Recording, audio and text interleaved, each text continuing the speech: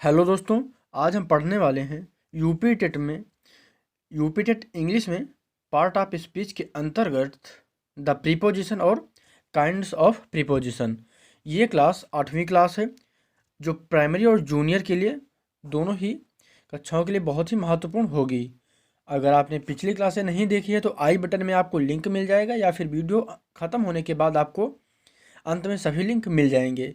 आप चाहें तो वीडियो के डिस्क्रिप्शन में भी चेक कर सकते हैं और वीडियो की चैनल की प्लेलिस्ट में जाके भी चेक कर सकते हैं। तो चलिए वीडियो को शुरू करते हैं। अगर आप चैनल पर नए हैं तो सब्सक्राइब करिएगा और वीडियो अच्छा लगे तो लाइक करें और शेयर करना चाहें तो शेयर भी कर सकते हैं।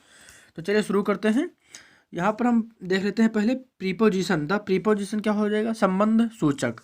हम इसकी परिभाषा देख लेते हैं पहले। तो परिभाषा क्या हो जाएगी? A preposition is a word. A preposition is a word placed before a noun or a pronoun to show its relation with another word in the sentence. अगर हम हिंदी में बात करें तो क्या हो जाएगा? जो शब्द किसी संज्ञा या सर्वनाम से पहले प्रयुक्त होकर उसका संबंध किसी वाक्य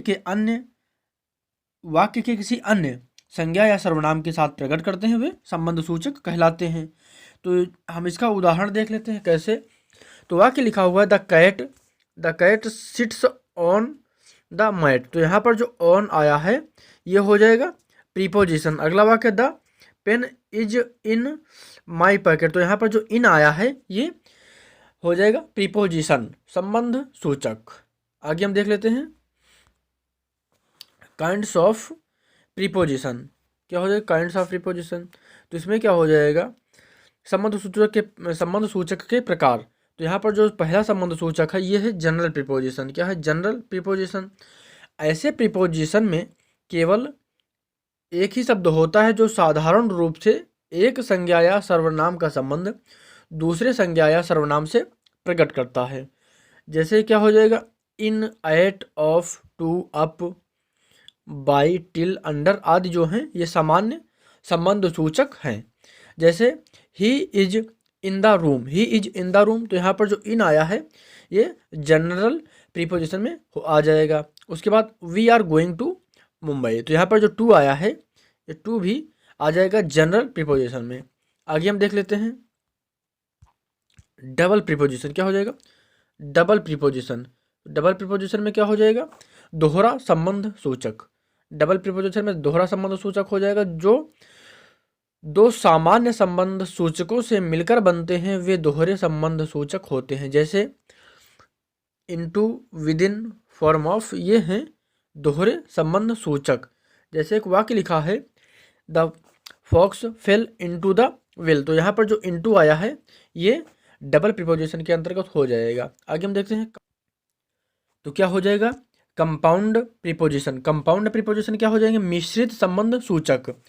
कंपाउंड प्रीपोजिशन किसी नाउन एडजेक्टिव या एडवर्ब। क्या हो जाएगा? नाउन, एडजेक्टिव, एडवर्ब से पहले ए या बी ई लगाकर बनते हैं। जैसे अबाउट, एबो, बिसाइड, बिहाइंड आदि मिश्रित संबंध सूचक हैं।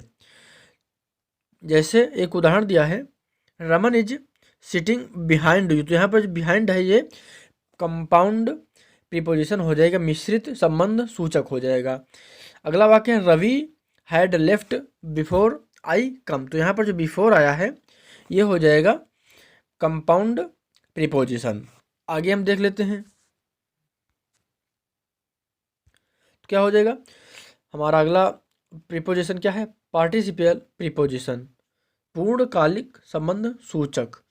ऐसे प्रीपोजिशन जो आईएनजी पर समाप्त होते हैं और इनका प्रयोग स्वतंत्र रूप से होता है ये पूर्णकालिक संबंध सूचक कहलाते हैं, पार्टिसिपल प्रीपोजिशन कहलाते हैं। जैसे रिगार्डिंग, ड्यूरिंग, सेविंग आदि पूर्णकालिक संबंध सूचक हैं। और अगर उदाहरण की बात करें तो क्या हो जाएगा? During the day I was so busy. क्या हो जाएगा? पूरा वाक्य क्या हो जाएगा? During the day I was so busy. ये पूरा वाक्य एक ही है तो क्या हो जाएगा? During the day I was so busy. तो यहाँ पर जो ड्यूरिंग है ये पार्टिसिपल प्रीपोजिशन का उदाहरण हो जाएगा। आगे हम देख लेते हैं फ्रास क्या हो जाएगा, फ्रेश प्रीपोजिशन में हो जाएगा मुहावरेदार संबंध सूचक।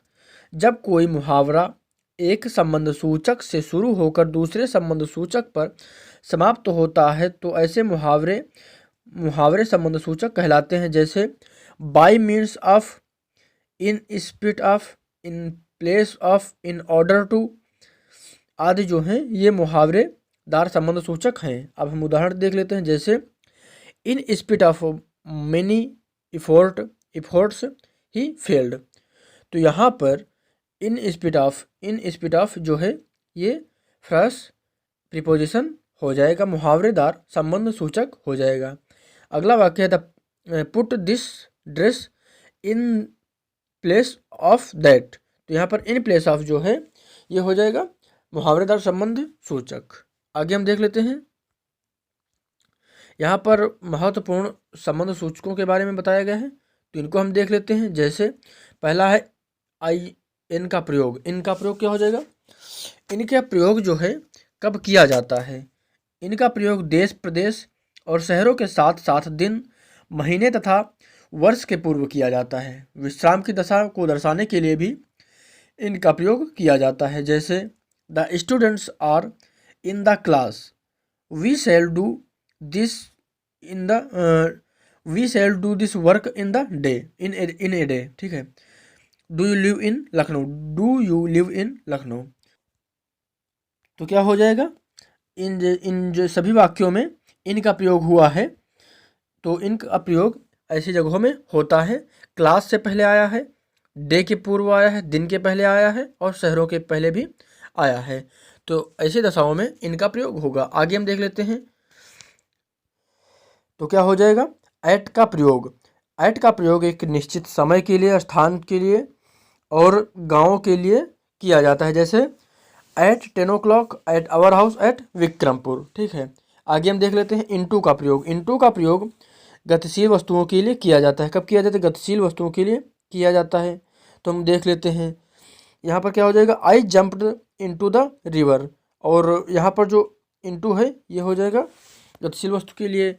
आगे देखते हैं, don't go into that room.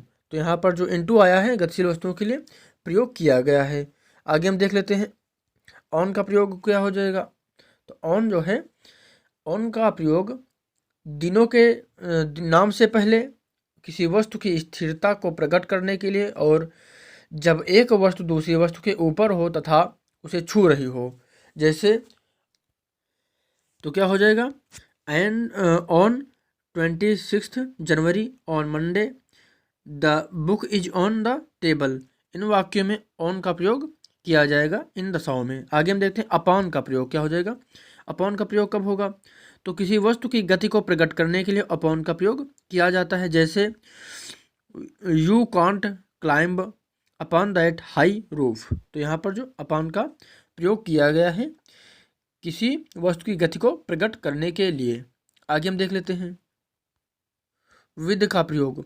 तो विद का प्रयोग कब होगा, तो विद का प्रयोग यंत्रों और दो व्यक्तियों के मिलने की दशा में किया जाता है। जैसे तो क्या हो जाएगा, I love with my sons. अगला वाक्य है she cuts the vegetable with knife, और है I shall go to Kanpur with my uncle. तो यहाँ पर विद का प्रयोग किया गया है यंत्रों और व्यक्तियों के मिलने की दशा में। आगे देखते हैं विदिन का प्रयोग। विदिन का प्रयोग तो कब क्या हो जाएगा, समय की अवधि समाप्त, समय की अवधि की समाप्ति से पहले विदिन का प्रयोग किया जाता है। जैसे I will leave Delhi within a week. ठीक है। आगे हम देखते हैं तो क्या हो जाएगा, आफ्टर का प्रयोग क्या हो जाएगा, आफ्टर का प्रयोग। तो आफ्टर का प्रयोग कब होगा, आफ्टर का प्रयोग समय की अवधि की समाप्ति के लिए किया जाता है। जैसे we shall come after an hour, we shall come after an hour. फिर क्या हो जाएगा, बाई का प्रयोग। बाई का प्रयोग पैसिव वॉइस में क्रिया के बाद किया जाता है। नाप तौल और साधन से पहले भी बाई का प्रयोग किया जाता है। जैसे Ravi was punished by his teacher, Ravi was punished by his teacher. तो ये जो वाक्य है ये हो जाएगा पैसिव वॉइस। और अगला वाक्य है सी इज टॉट बाई मी। ठीक है। आगे हम देखते हैं पैसिव वॉइस में किया जाता है प्रयोग बाई का। क्रिया से पहले, ये दोनों जो वाक्य हैं ये हो जाएंगे पैसिव वॉइस। आगे हम देखते हैं ऑफ का प्रयोग। तो ऑफ का प्रयोग क्या हो जाएगा? ऑफ का प्रयोग संबंध प्रकट करने और विशेषता या कारण बताने के लिए किया जाता है। जैसे वाक्य है he is a director of the company, he is the director of the company. ठीक है, आगे हम देख लेते हैं ऑफ का प्रयोग। ऑफ का प्रयोग विभाजन के लिए और ऊपर से नीचे की गति को प्रकट करने के लिए किया जाता है। जैसे वाक्य दिया है she fell off the bike, she fell off the bike. ठीक है, आगे हम देख लेते हैं। आगे हमारा एक महत्वपूर्ण प्रश्न है जो प्रीपोजिशन से ही संबंधित है। इस वीडियो में, इस प्रश्न में आपको बताना है कि इस दिए जो वाक्य दिए गए हैं, जो वर्ड दिए गए हैं, इन वर्ड्स में से कौन सा जो वर्ड है जो प्रीपोजिशन है, और यही बताना है आपको which of the following word is a preposition. तो इसमें प्रीपोजिशन आपको बताना है कौन सा प्रीपोजिशन है, बाई है, एंड है, एट है या फिर नाउ है। तो अभी मैंने बताया है बाई। बाई क्या होता है? जिसका प्रयोग पैसिव वॉइस में क्रिया से पहले किया जाता है, वही हो जाएगा बाई। ठीक है, प्रीपोजिशन, प्रीपोजिशन हो जाएगा बाई। यहाँ पे उत्तर हमारा हो जाएगा बाई। ठीक है, तो वीडियो कैसा लगा आपको कमेंट करिएगा, अच्छा लगा हो तो लाइक कर दीजिएगा, और अभी तक चैनल को सब्सक्राइब नहीं किया तो सब्सक्राइब कर लीजिएगा। वीडियो को पूरा देखने के लिए बहुत बहुत धन्यवाद।